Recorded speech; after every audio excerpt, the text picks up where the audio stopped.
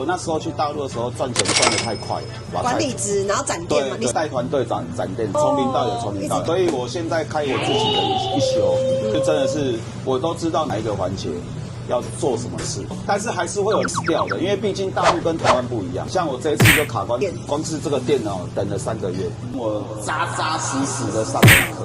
因为台湾店真的很麻烦。店家要付钱吗？要啊，当然要啊，好几十万的。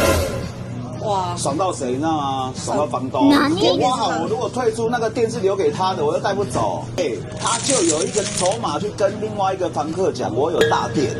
哦，好深哦，水好深哦。是不是？是最慢月底会好。那个线路的工程单都出来了，那个工程单目前已经进公所，那新庄市公所又要申请路权，申请路权之后还要安排停电哦。